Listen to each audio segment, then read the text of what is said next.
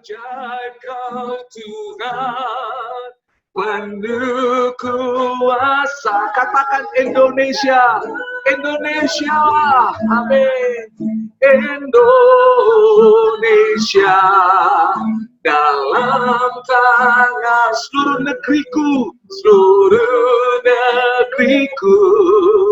tak akan goyah. Sekali lagi, ajaib, ajaib, ajaib Kau Tuhan, penuh kuasa, sanggup pulihkan keadaanku dalam tangan-Mu, seluruh hidupku tak akan goyah. Dengan iman katakan tak akan goyah, tak akan goyah. Tak akan goyah, tak akan goyah, tak akan goyah selamanya.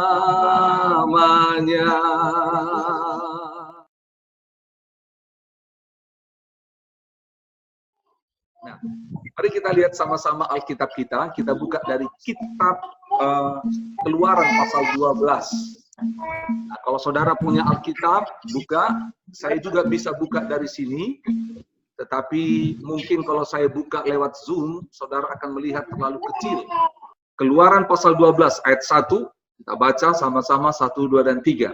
Berfirmanlah Tuhan kepada Musa dan Harun di tanah Mesir. Jadi lihat, Tuhan berfirman kepada Musa dan Harun di tanah Mesir. Artinya apa?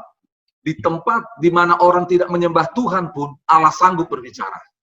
Jadi misal Pak Tony pergi ke Parepare, mungkin sedikit orang Kristen di sana. Mungkin tidak ada tempat di mana kita ada, mungkin tidak ada gereja di sana. Tapi percayalah, di tempat di mana Tuhan tidak disembah pun, asal kita adalah orang yang percaya kepada Tuhan, Tuhan sanggup bicara di sana. Amin. Tuhan sanggup bicara, Tuhan sanggup. Ayat yang kedua, mari kita baca sama-sama. 1, 2, dan 3. Bulan inilah akan menjadi permulaan segala bulan bagimu. Itu akan menjadi bulan pertama bagimu tiap-tiap tahun. Nah, menarik. Allah membuat Paskah itu menjadi permulaan penanggalan. Permulaan tentang kehidupan bersama dengan Allah. Permulaan sejarah. Oleh sebab itu, dengar baik-baik. Inilah yang kita harapkan. Mengapa kita perlu belajar tentang Paskah ini? Karena Paskah ini menolong kita untuk mengerti bahwa permulaan segala sesuatu dimulai dari pengorbanan Kristus. Nah, kitab 2 Korintus 5 berkata bahwa Yesus adalah korban Paskah kita, domba Paskah kita. Jadi sama, saudara, permulaan kerohanian saudara adalah, permulaan kerohanian kita adalah, permulaan perjalanan hidup kita adalah ketika kita menerima kematian Yesus dalam hidup kita. Kita diselamatkan, kita mengakui Yesus sebagai Tuhan dan Juru Selamat, itulah permulaan sejarah baru dalam hidup kita. Lanjut ayat 3. Katakanlah kepada segenap jemaah Israel, pada tanggal 10 bulan ini, ambillah oleh masing-masing seekor anak domba, menurut kaum keluarga. Nah ini ya, seekor anak domba untuk tiap-tiap rumah tangga. Kita bersyukur, ini yang Tuhan katakan, seekor anak domba untuk masing-masing rumah tangga. Tetapi jika rumah tangga itu terlalu kecil jumlahnya untuk mengambil seekor anak domba, maka ia bersama-sama dengan tetangganya yang terdekat di rumahnya haruslah mengambil seekor menurut jumlah jiwa tentang anak domba itu. Kamu buatlah perkiraan menurut keperluan tiap-tiap orang. Artinya apa? Bapak Ibu Saudara, bahwa kita juga harus membagikan korban Kristus kepada orang di sekeliling kita. Jadi nggak hanya dinikmati sendiri, nggak hanya rumah tangga kita sendiri, nggak hanya orang Kristen. Oke? Ayat 5. Anak domba itu harus jantan, tidak bercela, berumur setahun. Kamu boleh ambil domba atau kambing. Ingat, korbannya harus tidak bercela. Nah ini yang menarik. Itu sebabnya Yesus adalah korban yang sempurna. Yohanes 1 ayat 29, ketika Yesus berjalan, dia berkata, lihat anak domba Allah. Dan kita tahu sama-sama, Yesus adalah anak domba yang sempurna. Nah, oleh sebab itu, kita lihat sama-sama. Sangat menarik. Bahwa Paskah yang disebut oleh firman Tuhan itu adalah Paskah yang dilakukan atau dikerjakan, diperingati sebagai pembebasan yang dilakukan oleh Allah bagi bangsa Israel dari Mesir mereka pergi ke tanah Kanaan yang adalah tanah perjanjian. Paskah diterjemahkan dari arti Pesak. Pesak bukan diterjemahkan kepada bahasa Inggris Passover, dilewatkan, dilalui. Bukan Easter. Passover katanya dilewatkan. Karena nanti kita baca tulah yang ke-10, di mana dikatakan di ayat 12, Allah akan melalui datang di tanah Mesir. Dan ketika dia melihat ada rumah, di mana di rumah itu ada ambang pintunya dioleskan dengan darah, maka rumah itu akan dilalui oleh malaikat Allah yang akan mengambil nyawa setiap orang. Jadi peristiwa Paskah pada zaman dahulu, pada saat pertama kali dilakukan, adalah pertama, bagi bangsa Israel, itu peristiwa kemenangan. Tapi bagi bangsa Mesir, itu peristiwa kekalahan. Sangat menyedihkan. Karena tulah pertama sampai tulah yang ke-9, ketika Allah berkata di akhir dari setiap tulah itu, agar bangsa itu menyembah Allah. Allah berkata melalui Musa, lepaskan bangsaku supaya mereka menyembah Allah di tanah perjanjian. Tapi Firaun tidak melepaskan. Tapi pada hari terakhir, hari ke-10, Allah membuat tulah sebagai pukulan yang telak atas Mesir, yaitu kematian semua anak sulung. Kematian anak sulung ini melanda semua orang. Dan ini terjadi bagi semua mereka. Nah, tulah pertama sampai tulah ke-9 hanya kepada orang Mesir. Tapi tulah ke-10 untuk orang Mesir dan juga untuk orang Israel. Artinya apa? Bangsa Israel juga bisa kematian anak sulung bila mereka tidak taat pada perintah Allah. Bila mereka tidak membuat korban yang disebutkan tadi. Bila mereka tidak mengoleskan darah di ambang pintu rumah mereka. Bila mereka tidak berkumpul di rumah.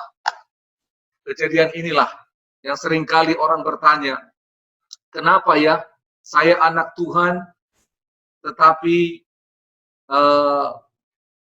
bisa terjadi hal yang jahat dalam hidupku.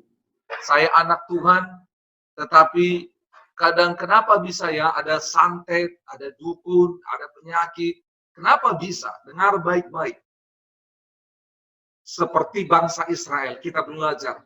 Ketaatanlah satu-satunya yang menjadi kunci. Ketaatan kepada firman Tuhan. Ketaatan pada perintah Allah.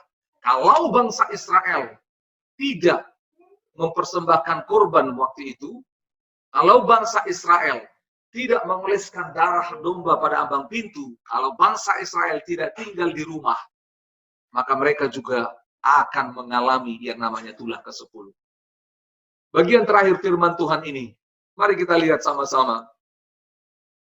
Lanjut firman Tuhan ini kita baca. Dikatakan, sebab pada malam ini aku akan menjalani tanah Mesir dan semua anak sulung dari anak manusia sampai anak binatang akan kubunuh. Dan kepada semua Allah di Mesir akan kujatuhkan hukuman. Akulah Tuhan. Dengar baik-baik. Tuhan menjatuhkan hukuman. Tuhan menaklukkan. Mengapa anak pertama? Karena Allah mau menghancurkan generasi orang Mesir. Karena generasi orang Mesir sebelumnya adalah generasi yang mengenal Allah lewat Yusuf. Tetapi setelah itu lahir generasi yang tidak mengenal Allah, tidak mengenal Yusuf. Mereka menyembah ilah-ilah yang lain. Oleh sebab itu Tuhan hancurkan anak sulung mereka. Supaya mereka tahu Allah membuat sejarah yang baru. Tuhan menjatuhkan hukuman kepada bangsa Mesir. Tuhan menjatuhkan hukuman kepada Allah-Allah yang disembah mereka.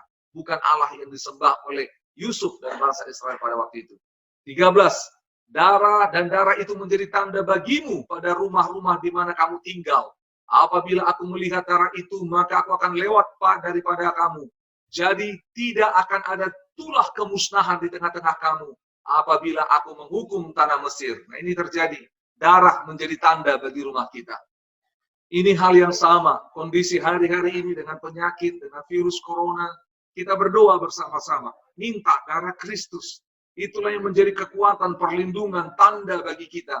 Sehingga dikatakan kemusnahan itu tidak sampai kepada kita. 14. Hari ini akan menjadi peringatan bagi kamu. Itu sebabnya hari ini kita mengingati perayaan Paskah. Kamu harus merayakannya sebagai hari raya bagi Tuhan turun-temurun. Kamu harus merayakannya sebagai ketetapan untuk selama-lamanya. Ini harus kita kerjakan. Merayakan Paskah. Merayakan pengorbanan Kristus. Ayat 15, kamu makanlah roti yang tidak beragi 7 hari lamanya. Dan pada hari pertama pun kamu buanglah segala ragi dari rumahmu. Sebab setiap orang yang makan sesuatu yang beragi, dan hari pertama sampai hari 7 orang itu harus dilakukan dari bangsa Israel. Kamu adakanlah pertemuan yang kudus seperti yang kita lakukan hari ini. Baik pada hari pertama maupun hari yang ke-7. Pada hari-hari tidak boleh lakukan pekerjaan apapun. Kita stop dan kita beribadah. Hanya apa yang perlu dimakan setiap orang itu saja yang kamu sediakan. Jadi kamu tetap merayakan hari raya makan roti tak beragi. Sebab tepat pada hari itu juga aku membawa pasukan-pasukanmu keluar dari tanah Mesir. Maka haruslah kamu rayakan hari ini turun-temurun. Itulah satu ketetapan untuk selama-lamanya. Bapak Ibu Saudara, itu sebabnya kita masih merayakan Paskah hari ini. Itu sebabnya Yesus mengajarkan kita melakukan perjamuan kudus. Karena Allah berfirman sejak dari semula agar kita melakukan ini turun-temurun. Dan ini yang terjadi, bahwa sewaktu kita makan itu, dikatakan lompat ayat 26. Di ayat 26 dikatakan di sana. Sangat jelas.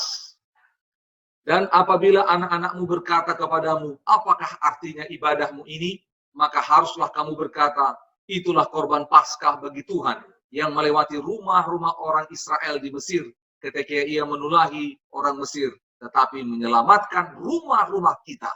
Lalu berlututlah bangsa itu dan sujud menyembah. Bapak Ibu Saudara, inilah yang harus kita lakukan. Mengingatkan diri kita, mengingatkan anak kita, karena suatu kali kelak mereka akan bertanya, apa arti ibadahmu? Apa artinya anggur?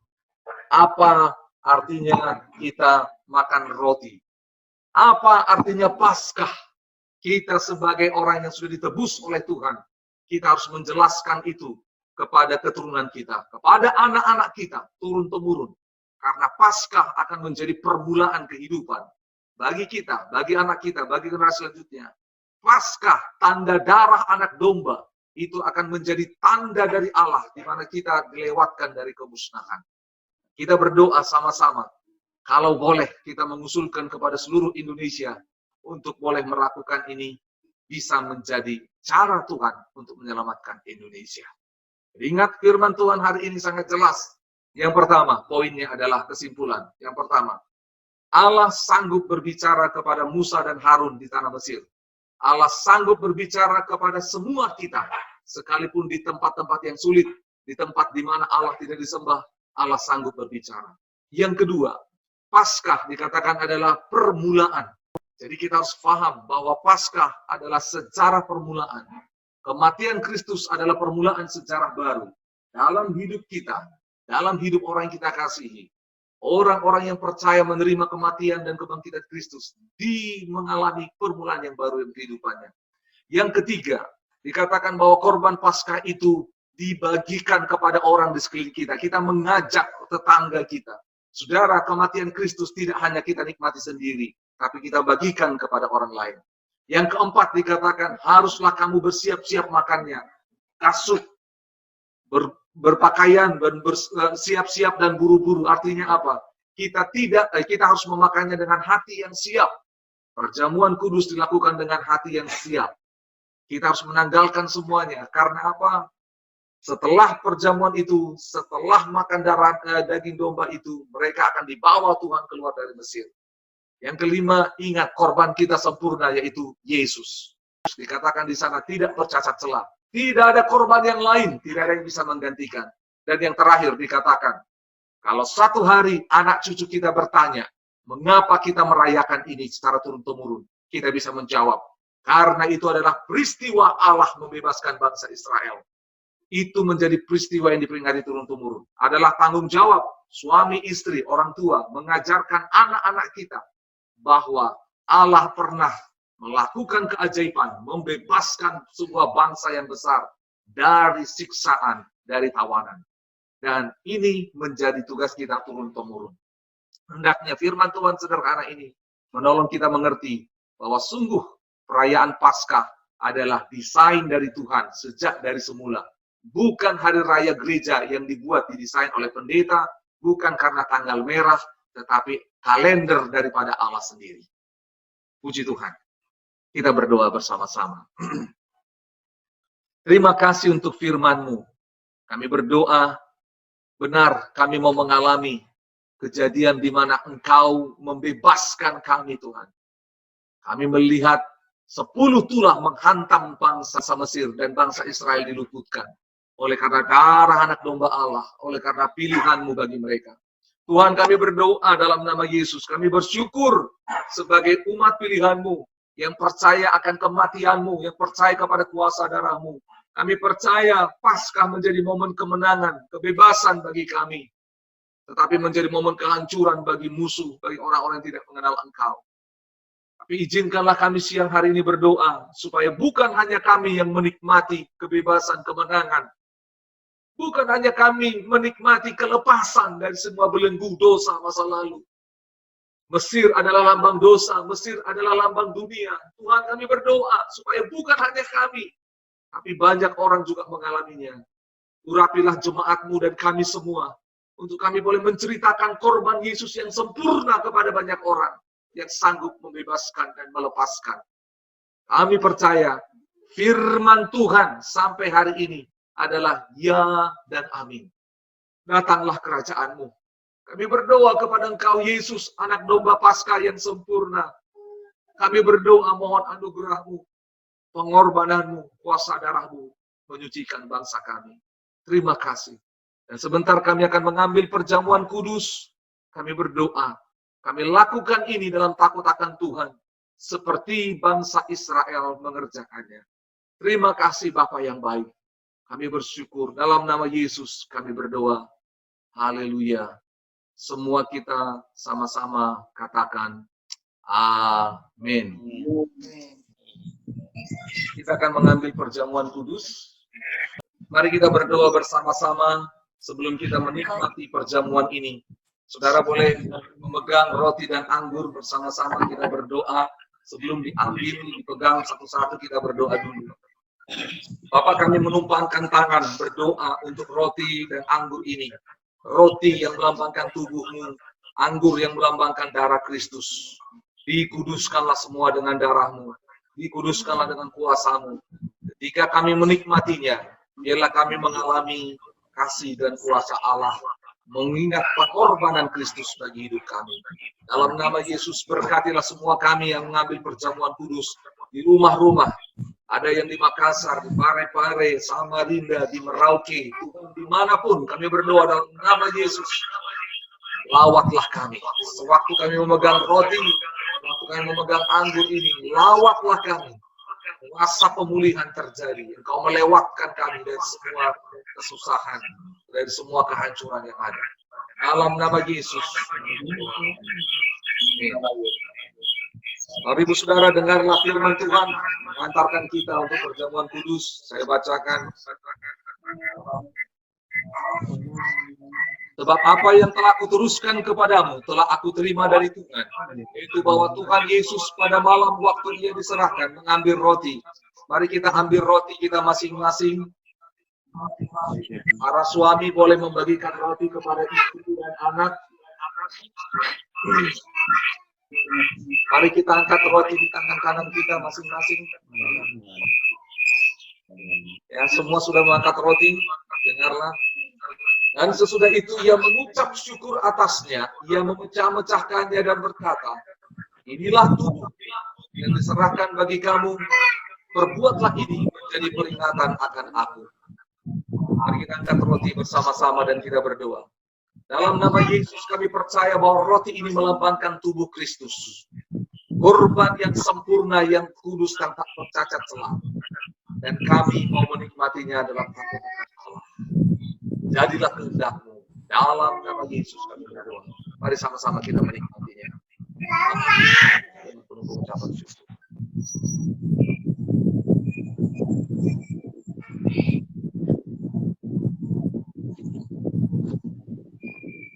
Demikian juga ia mengambil cawan sesudah makan lalu berkata, mari kita angkat cawan di tangan kita. Suami boleh bagikan, anggur kepada istri, kepada anak.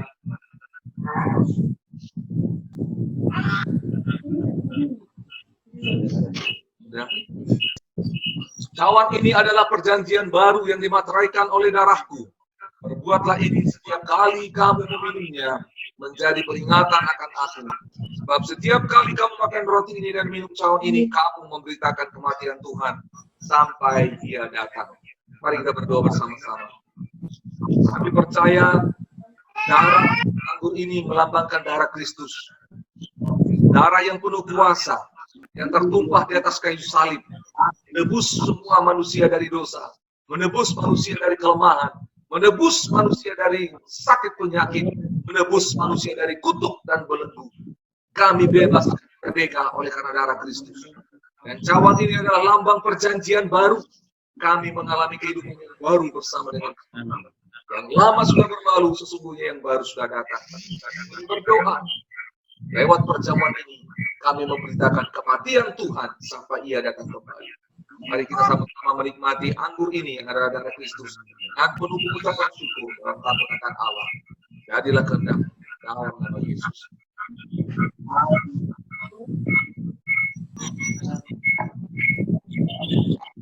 Mari ambil waktu ini berdoa, mengucap syukur bersama-sama. Ambil waktu ini berdoa, mengucap syukur kepada Tuhan. Terima kasih Tuhan. Mari masing-masing pribadi ambil waktu ini mengucap syukur kepada Tuhan. Berterima kasih. Bawalah seluruh kehidupan kita kepada Tuhan. Minta supaya Tuhan yang boleh menolong kita semuanya. Tuhan, berdoa, minta. Seperti kuasa Tuhan melewatkan semua bangsa Israel. Menyelamatkan seluruh bangsa Israel. Dari semua kehancuran, dari semua tulah. Dan membawa mereka menuju tanah perjanjian. Mari berdoa kepada Tuhan. Minta kepada Tuhan. Supaya Allah mengerjakan perkara hebat dalam hidup kami, saudara dan saya. Berdoa bersama-sama. Terima kasih Tuhan untuk perjamuan ini. Terima kasih untuk tubuh dan darah-Mu. Terima kasih untuk Yesus yang hidup bagi kami. Terima kasih Tuhan. Kami bersyukur kepada-Mu. Korban-Mu sempurna. Terima kasih Tuhan. Kami bersyukur. Kau sanggup memulihkan kehidupan kami. Kau sanggup memulihkan kesehatan mama, kesehatan Sean dan kawan. Kau sanggup memulihkan bangsa kami. Kau sanggup memulihkan jemaat-Mu. Kau sanggup memulihkan segala sesuatunya Tuhan. Adalah tubuh dan darah-Mu menjadi tanda bagi kami. Terima kasih Bapa. Kami bersyukur kepada-Mu. Terima kasih Tuhan. Pak David bisa berdoa menutup perjamuan kudus kita siang hari ini. Bapa di surga, terima kasih Tuhan. Sebab oleh karena kasih karunia-Mu, kami boleh bersama-sama menikmati perjamuan kudus ini Tuhan. Semua oleh karena kasih karunia-Mu Bapa, melalui darah Tuhan Yesus yang telah mati bagi kami di atas kayu salib. Kami percaya Tuhan, ini adalah anugerah-Mu yang terbesar dalam hidup kami. Kami telah ditebus oleh darah-Mu. Satu kerinduan kami Tuhan, biar apa yang kami terima ini juga boleh diterima oleh bangsa kami Indonesia. Bangsa kami boleh mengalami penebusan oleh karena darah Yesus. Kami berdoa Tuhan, terima kasih Tuhan. Tengah-tengah situasi dan kondisi yang ada saat ini, kami mau mengucap syukur sebab Tuhan Yesus telah bercurah darahnya bagi setiap kami semua dan bagi Indonesia. Kami berdoa mengucap syukur bagi-Mu Tuhan, segala hormat, pujian dan kemuliaan sampai selama-lamanya. Haleluya, haleluya. Sama-sama kita katakan amin. Penuh kuasa, sanggup pulihkan keadaanku. Dalam tangan-Mu seluruh hidupku tak akan goyah selamanya.